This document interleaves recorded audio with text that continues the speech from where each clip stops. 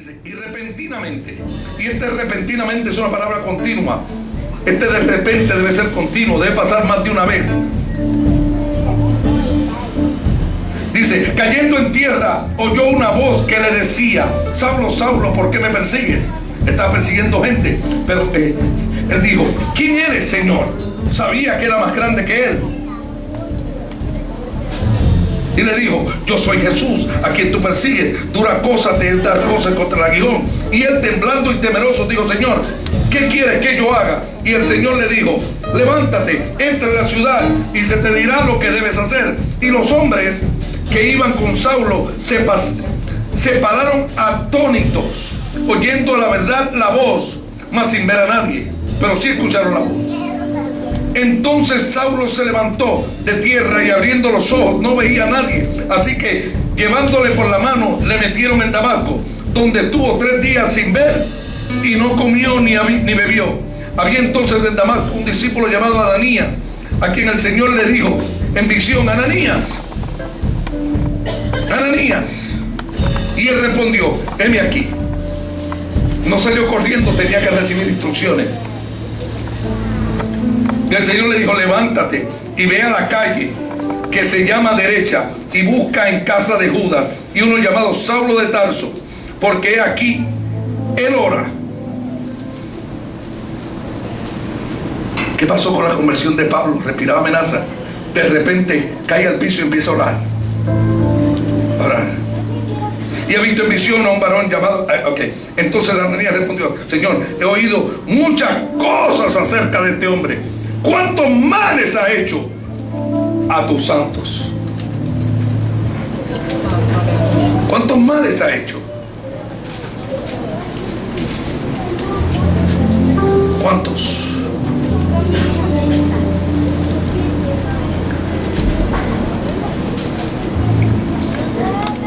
Se convierte Pablo. Y miren lo que dice el 26. Dice: cuando llegó a Jerusalén, trataba de juntarse con los discípulos, pero todos le tenían miedo, no creyendo que él fuese discípulo. Entonces, mira lo que pasa. Apareció entonces Bernabé, un segundo hombre, un hombre que no era egoísta, un hombre buscando a quien discipular. Yo te voy a decir una cosa: si tú tienes algo de Dios, el deber tuyo es buscar a quien discipular. Ese es el sentir de Dios. Buscar a quien discipular. Bernabé, convertido. Recuerda que Bernabé se convirtió por su dinero primero, lo entregó. Tomándole lo trajo a los apóstoles y le contó cómo Saulo había visto en el camino al Señor, el cual le había hablado en el camino al Señor, el cual había hablado, y como en Damasco había hablado valerosamente en el nombre de Jesús. Estaba con ellos en Jerusalén y entraba y salía, y hablaba denodadamente en el nombre del Señor, y disputaba con los griegos, pero estos procuraban matarle. ¿Sabe lo que pasa? Pablo convertido de verdad, bien convertido. Si no encuentra un hombre que lo disipule, y si tú no encuentras a alguien que te disipule, puedes hablar denodadamente y hablar cosas que ni tú mismo entiendes. Y en vez de bendecir a muchos, puedes matar a algunos. Pablo estaba convertido, amaba al Señor con toda su fuerza, pero hablaba, ¿y quién ni lo quería? Aquí dice que ni los apóstoles lo querían. Se había convertido, pero no había sido discipulado. Hablaba de Jesús, discutía con los griegos. El evangelio no es para discutir, no es para discutir. Yo recuerdo en mi ignorancia, antes de ponerme a estudiar, que tuve que estudiar 3 años para poder aprender, en mi ignorancia, llegó después de convertido, llegaron unos testigos de Jehová casi. Y yo dije, ahora fue. Yo me las voy a desquitar aquí, todas. Yo lo voy a recibir a la puerta. Y me puse en ignorancia a discutir de la palabra. Y quedé medio enredado yo mismo. Sí, porque la cosa de discutir con la palabra es que también hay quien usa la palabra para contrarrestarte. Y si tú no le tienes una revelación y no tienes un entendimiento y no tienes una sabiduría, terminas peleando con ellos, que no es lo que tenemos que hacer. Yo recuerdo después de años, después que estudié, vino una mujer y vino un hombre con ella y vino el hijo de la mujer y vino a mi casa. Y empezamos a hablar, yo estaba saliendo, entonces no salí a buscarlo, me lo encontré en la puerta de casualidad y empezamos a hablar. Mire, yo empecé a hablarle con una calma del Señor y una cosa, que la mujer le tuvo que decir a su hijo, me lo tengo que llevar porque el hijo dijo, yo quiero de ese Jesús que usted habla. Aleluya. Una diferencia. Pablo respiraba amenazas. Los discípulos, los apóstoles no lo querían. Era convertido, pero no tenía entendimiento. Peleaba con los griegos. Conviértase. Esto, arrepiéntete. Mira, deja esto, no te pongas esto. Tienes que dejar esto. Le cogieron miedo, lo querían matar. Hablando de Jesús y lo querían matar. Entonces viene Bernabé y dice a los discípulos, recuérdate que había entrado por el lado fuerte, los discípulos entró por la, dice, Bernabé, si era el joven rico, tenía que tener un conocimiento bíblico extraordinario, era un hombre sabio, un hombre que quería, dice, yo voy a poner mi discernimiento y mi reputación delante de ustedes. Yo sé que él fue llamado de verdad. Déjenme bregar con él. Acéptenlo. Tenía visión. No lo desechó. Empezó, déjame bregar con él. Y empezó a bregar. Pablo favoreció. Decía, Bernabé está vuelto loco. Mira que este cabezón. No, pero lo preparó. Fíjese. No voy a seguir mucho. Que el Espíritu Santo conocía tanto. Llegó el momento que conocía tanto que dice más adelante, dice, apártame a Pablo y a Bernabé. Ahí mismo en Hechos 11, apártame a Pablo y a Bernabé. ¿Por qué? Porque el Espíritu Santo conocía a Bernabé. Y delante de todos los apóstoles, delante de todos, el Espíritu Santo habló y dijo, apártamelo.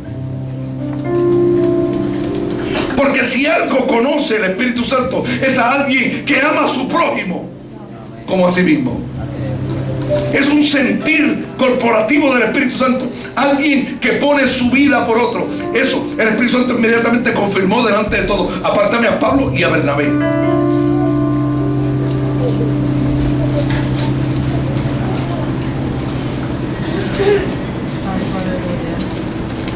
Hay algunos que quieren ser conocido por los políticos, pero yo quiero ser conocido por el Espíritu Santo. Aleluya. Porque cuando el Espíritu Santo habla, inmediatamente te va a hablar de apartarte para Él. Apartar no es juzgar. Apartar es amar a Dios sobre todas las cosas. En esa categoría yo no pongo a nada ni a nadie. En esa categoría estás tú solo, sobre todas las cosas. O sea, tú eres aparte. Tú me apartaste, tú eres aparte. Nadie es primero que tú, Señor. Nadie, ni nada. Me puedo quedar sin carro, me puedo quedar sin casa, me puedo quedar sin nada, pero sin ti no me quedo. ¿Entiendes? Porque nada me hace importante que tú. Cuando Dios te aparta, Él se convierte en lo primero. Cuando uno cae, se convierte en lo primero para Dios. Era tan Así que la falta de entendimiento y revelación que fue adquiriendo Pablo, pero sí tenía el amor sobre todas las cosas, que no le importaba meterse con los griegos y arriesgar su vida. Solamente quería hablar de él, aunque no sabía bien de lo que estaba hablando. Solamente hablaba de Jesús. ¿Qué cosa?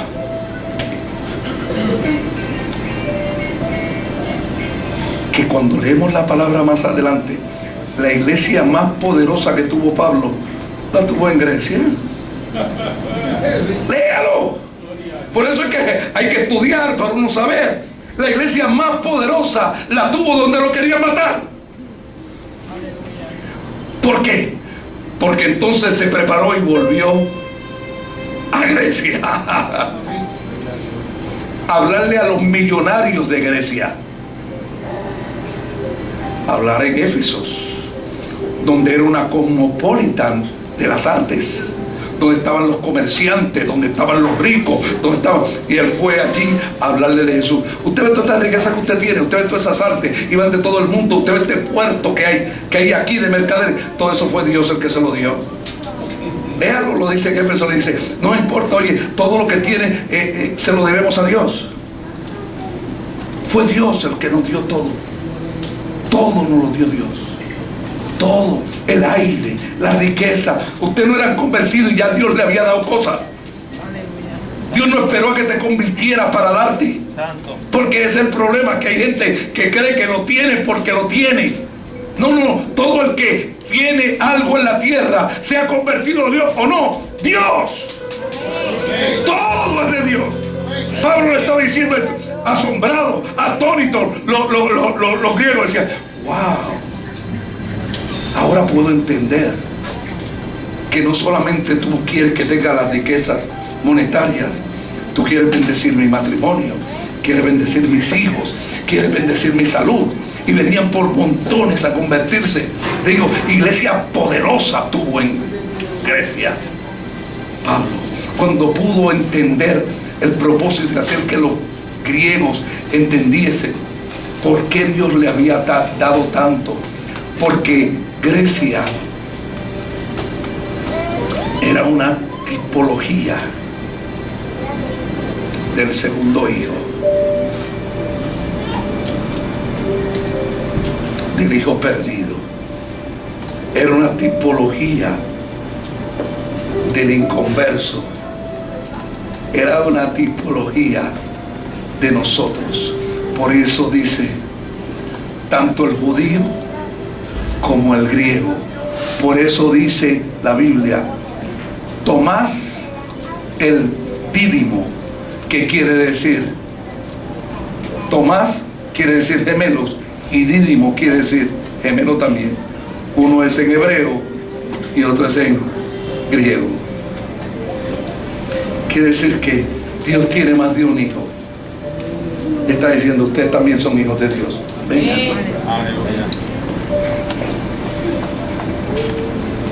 El mundo, gente tiene, pero tienen y no tienen a Dios. Y a veces ponen lo que tienen primero que a Dios. Y arriesgan el perder sus hijos, arriesgan el perder su matrimonio, arriesgan el perder su salud, arriesgan el perder su paz. No arriesguemos nada por Dios. Dios quiere que tengamos, pero que siempre Él tenga en primer lugar.